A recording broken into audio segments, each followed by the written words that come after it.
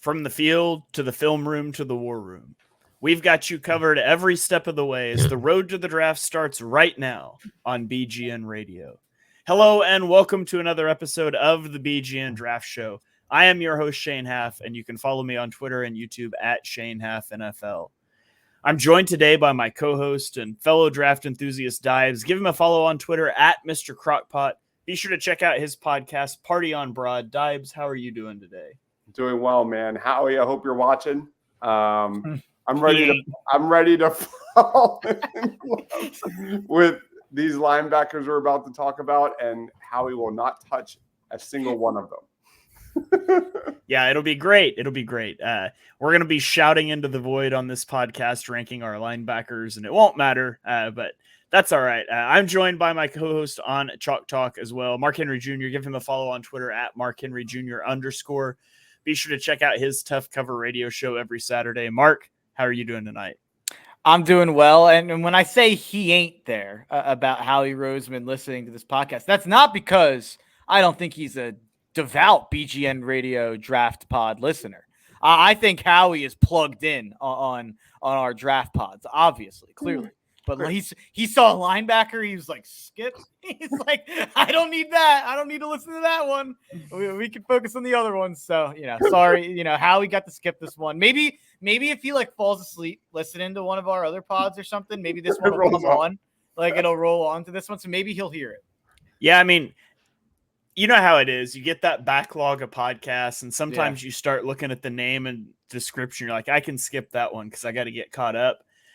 Maybe we need to get Rachel to name this one something else, like draft trade up scenario rankings or whatever. So Howie clicks the button and we can get him that way. Offensive tackle rankings 2024. Best trench players in the 2024 draft. Yeah. How to draft an interior defensive lineman in the first round for the third year in a row.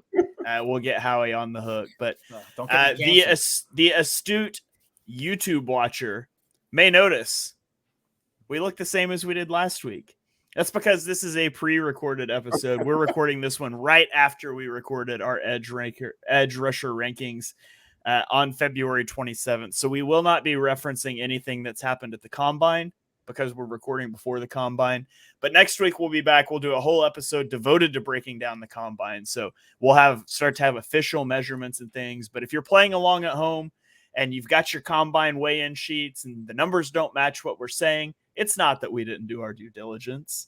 We just had to do this one early. So forgive us for that and for doing back-to-back pods in the same jackets and things. But let's go ahead and dive in. Enough of that. We've given Howie ample time to tune out before we start talking about linebackers. So let's dive in. We're going to rank our top 5 off-ball linebackers in this podcast. I'm going to lead us off with the guy who is universally our number one. That is Edan Cooper, linebacker out of Texas A&M. He was a 4-star recruit. He's been a 3-year contributor at Texas A&M. He is 6'2", 227 pounds. He was an All-American and first-team All-SEC in 2023. It'd be kind of funny if you were an All-American and not first-team in your own conference. I don't know if that's ever happened, but that'd be really funny if it has. But anyways, he also racked up sacks this year for the first time. He had 8 sacks this year. He came into this season with only a half a sack. He got 8. He had 17 tackles for loss. This was by far his most productive year at Texas A&M. His strengths, he's got elite speed. He's going to burn it up at the Combine. Well, he already has by the time you're listening to this. He ran a really great 40 time. He can run with running backs and tight ends up the seam. He can drop into the hole in Tampa 2 schemes. He can and was utilized as a spy by Texas A&M on mobile quarterbacks. He got a sack on Jalen Milroe that way. He's got good agility and good hip fluidity. He changes directions well in man coverage. He's effective as a looper in pass rush games. He had 8 sacks and only 83 pass rush reps in 2023. That's almost a 10% sack rate, which is incredible. He diagnoses runs quickly, and he often beats linemen to the spot. When he doesn't, he's able to generally use his agility to get around them, and he's a good tackler to boot. So, he's kind of checks all the boxes. Now, If you want to talk weaknesses, he does kind of have a wiry build. Like he could use some more muscle on his frame to help him in the run game when he is forced to engage blockers. Currently, if he can't get around them, he really struggles to hold ground and he doesn't shed blocks well.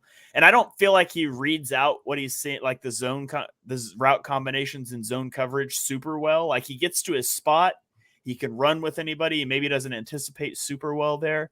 But I think, he's a natural slot in as a will linebacker and some sort of man heavy scheme or a fire zone blitz sort of scheme that'll allow him to attack downhill. So that's my thoughts on Edan Cooper. I've got a second round grade on him. Deibs, how do you feel about Cooper? Second round grade, but first round talent. He's been my linebacker one for a long time now. For all the reasons you just said, he checks off a lot of boxes. He can do a lot of different things. Crazy versatile, great size, great speed. His tape is so much fun. People are pounding their chest about Jeremiah Trotter Jr., and we'll talk about him in just a sec. But for me, it's always been about Edan Cooper. God, get him in midnight green because fans would fall in love with him from day one. All right. Mark, thoughts on Cooper? Yeah, I mean, I wanted to rank Trotter first, and I just couldn't. It's just you can't really make the argument. Cooper's 2023 was amazing. If you were going to nitpick, you could say the tape from the previous years wasn't nearly as good, but the 2023 tape is just so well-rounded. I mean, the coverage grade, 85.5 from PFF is wild. And something that I noticed in real time and then went back on tape and saw a couple tweets about it as well was he was incredibly, incredibly good in a QB spiral against Alabama, against Jalen Milroe. They really used him in a lot of different ways in that game, and it really neutralized Milroe. Had one of his worst games down the stretch against them. So definitely a guy who did it at the highest level in the SEC, and has the size, the traits, the physical profile to continue doing everything he was just doing. Yeah, he's the guy that's in every single one of my mock drafts in round 2. Everyone, Edan Cooper. All right, so that is Edan Cooper. I drafted him in the second round a whole lot as well, about every mock draft. He is our universal number 1. We are also all on the same guy at number 2.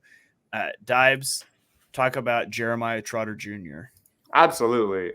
Strong tackler, sharp processor, great finisher, man. This guy's just a straight-up playmaker. Really fun to watch, especially as I'm old enough to remember watching Jeremiah Trotter lay the axe after a sack, and he does the same thing. And it's special, man. If you would think about how special that would be, of him doing that in midnight green on Sundays, that's another level. But you talk about this guy as a modern linebacker in coverage, man. He's a great athlete. He's fluid.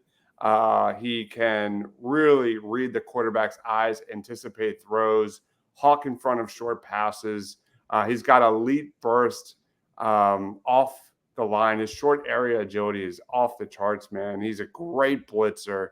I know the Eagles don't blitz a lot there, but he would definitely be their best blitzer they've had in quite some time. He is just a lightning bolt coming off the line of scrimmage. Just a lot of tools for any NFL team looking for, speed, balance, and agility. You look at some of the weaknesses. Obviously, the size is a concern. 230, 6 foot. Obviously, the fit next to Nakobe Dean probably not ideal, given the size concerns. I think he's at his best when he can utilize his speed, man. In a variety of different ways. So Vic Fangio, if you're watching this, man, you got to weaponize this dude. And if he is put in a position to succeed, and I think you could have a big time playmaker for any defense in the NFL.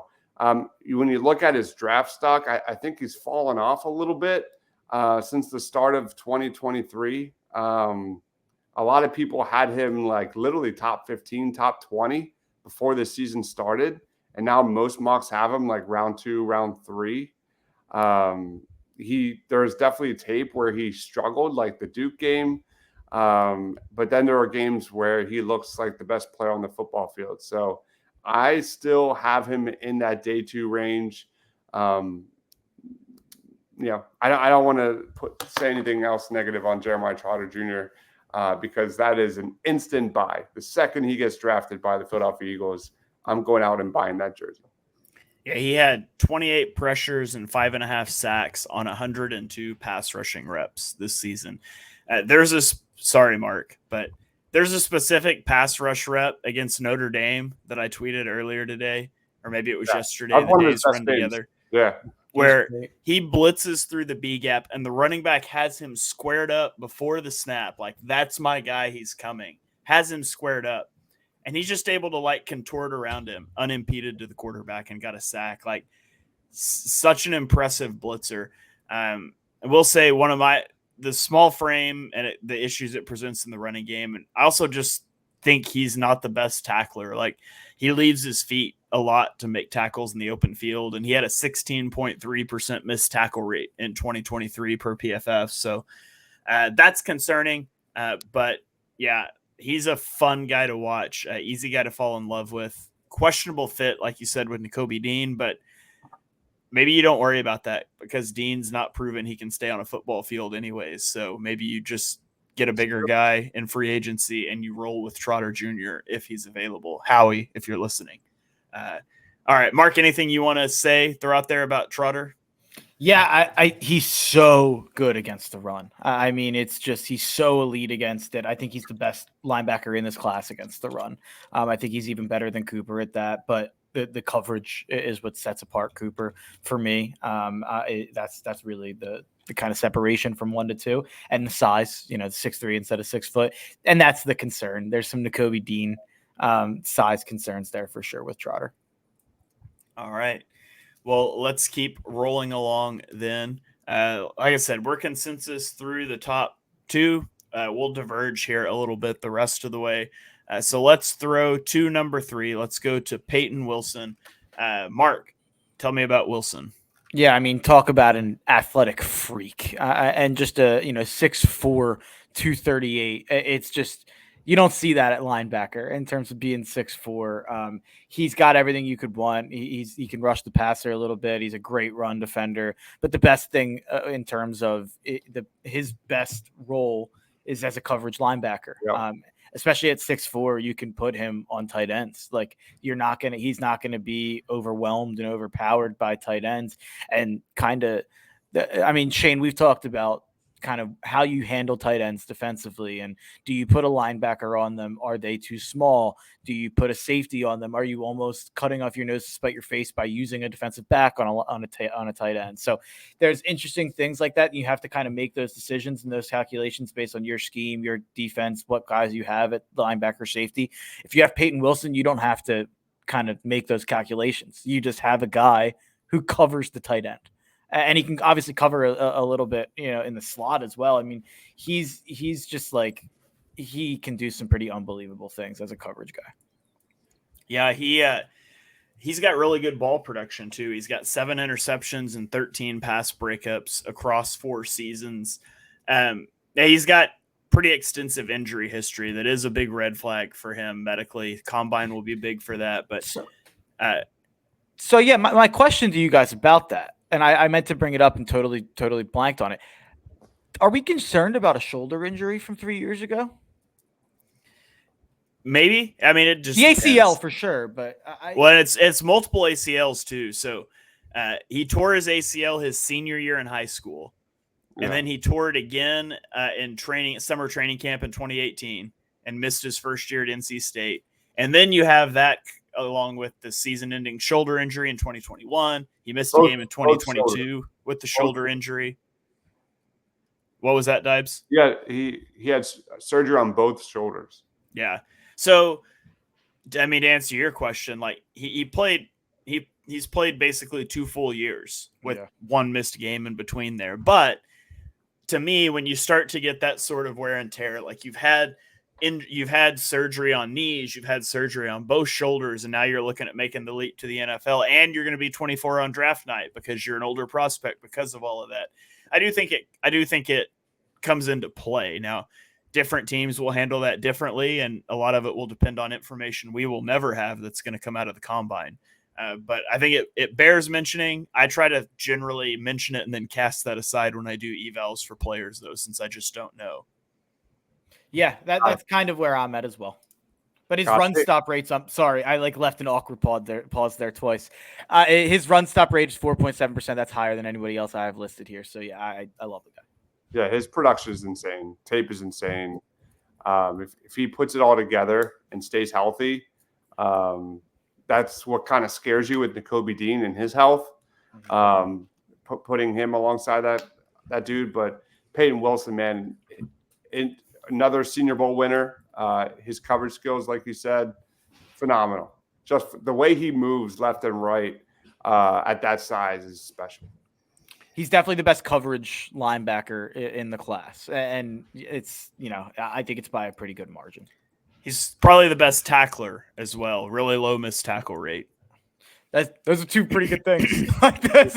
Those are two pretty good things to add together. I think there's a chance I'm too low on him and have him at number 3 and as a second rounder.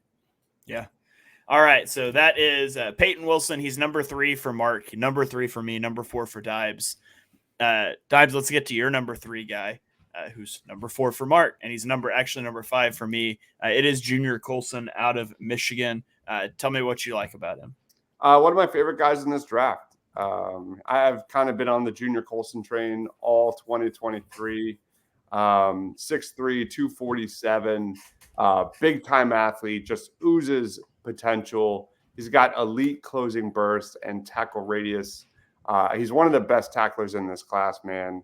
He has a really fun story going to Michigan. I think when he came to the States, his first hat ever was a Michigan hat, and now he was like one of the best players on an all-time defense, which is really neat.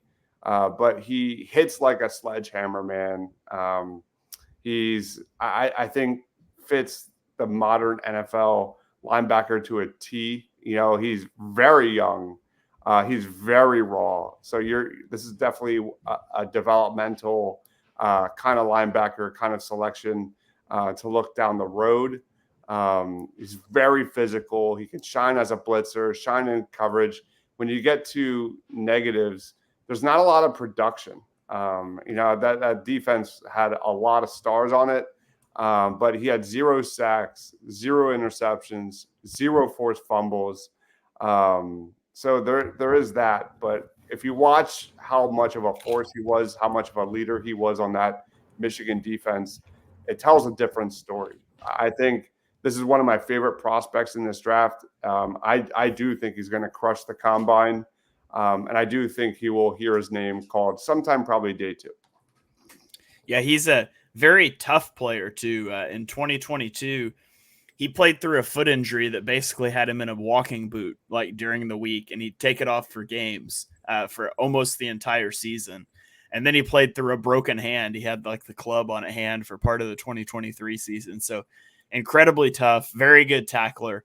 Now I can't remember whether it was Colson or Wilson that I remember thinking was the best tackler, but they're both really good tacklers. Mark, anything you want to add in on Colson? Yeah, Colson's a guy who really is rising up boards. PFF has him as their or not PFF.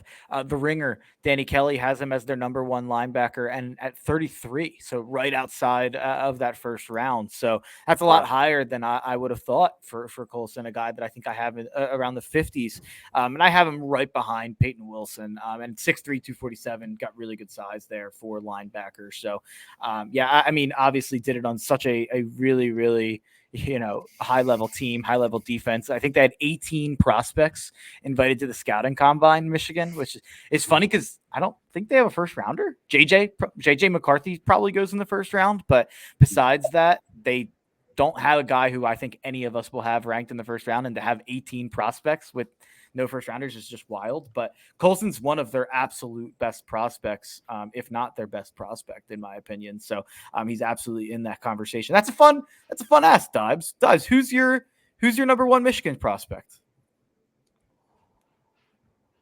because to me they're kind of all in the same like tier. I actually would have to go look at it, but like McCarthy, Colson, Roman Wilson, Chris Jenkins, Mike Sainristil, all those guys are like right around the same level for me.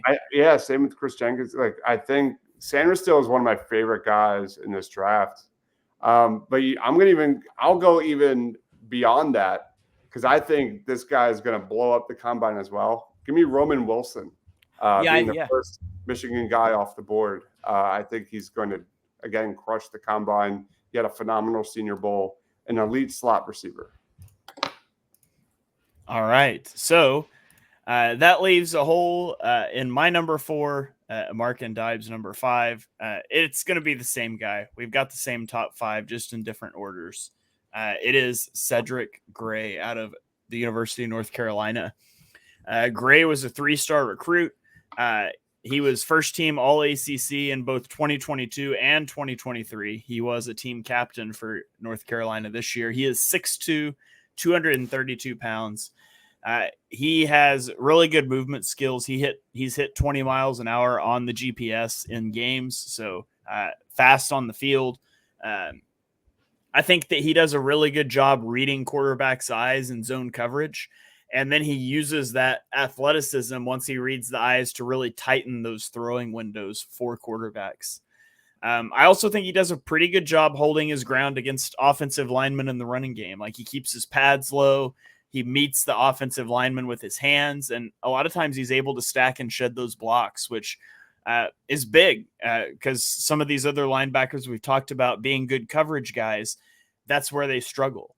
He's high motor. He gets downhill fast as a blitzer. He had a 21% pressure rate in each of the last 2 seasons when he does blitz, which isn't a lot. And I mean, you see that in his sack numbers, only 8.5 sacks over the course of the last 3 years. But he is able to get pressure when asked to blitz. Now, I talked about his ability to stack and shed blocks. I generally think he's got poor instincts against the run. A lot of times he'll leave his gap too early and he'll take himself out of run plays.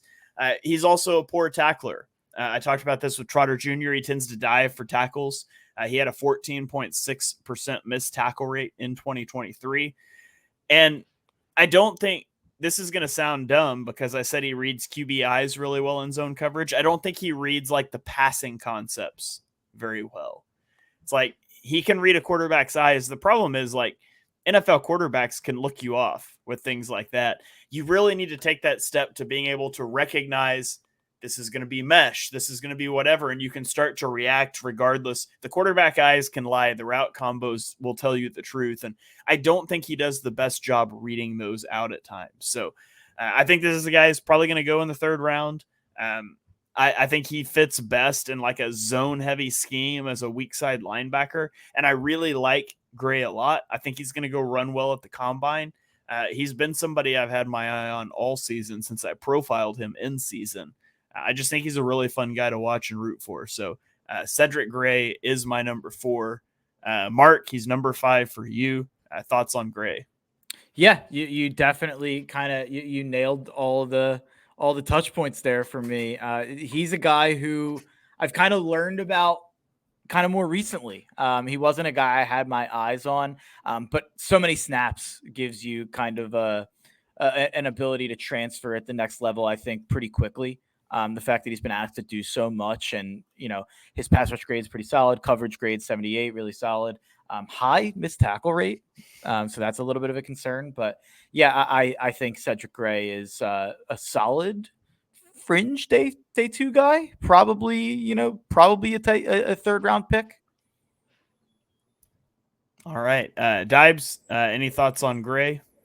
I was really high on him heading into this season. Didn't replicate his 2022 season, but I thought he was one of the bigger winners at the Senior Bowl, especially in coverage. And I was not expecting him to look as good as he did. So definitely on the upswing. All right. So there it is. From 1 to 5, our linebacker rankings. Deibs, well, we've all got the same top 2, Edan Cooper and Jeremiah Trotter Jr. From 3 to 5, Deibs has Junior Colson, Payton Wilson, Cedric Gray. Mark has Payton Wilson number 3, Junior Colson number 4, and Cedric Gray number 5.